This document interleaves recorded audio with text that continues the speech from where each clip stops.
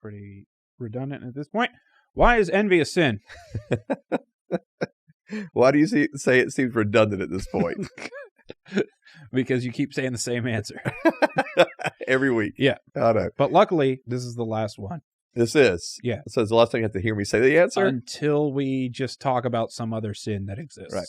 So just because I want you to feel like you're right on this one, that I say the same thing every time. Yeah.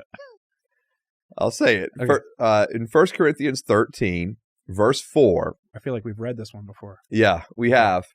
And in 1 Corinthians 13, verse 4, this 1 Corinthians 13 is used oftentimes in weddings. Right. And because it's describing what love is.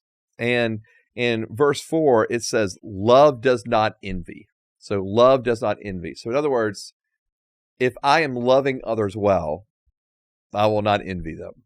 Well, that makes this one different then. Okay. What makes it different? Because it's saying that if you love someone, you automatically won't do envy. Mm-hmm. Not that I love you, but I also other things as well. Okay. But like it's impossible to envy if you love somebody. Yeah, sure. You wouldn't want them. Yes. And that's what kind of the whole point is in all of these is like if we're loving well, we won't covet. Right? If we're loving, and so in this example, if we're loving, we will not envy. Right. Yeah. So it's pretty straightforward. But again, it goes back to that idea of love.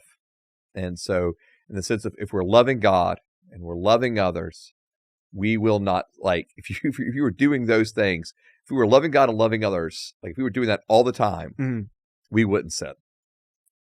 Right. We wouldn't sin at all. And so in this case, if there's love, there would not be envy. But it seems like envy is like the opposite of love.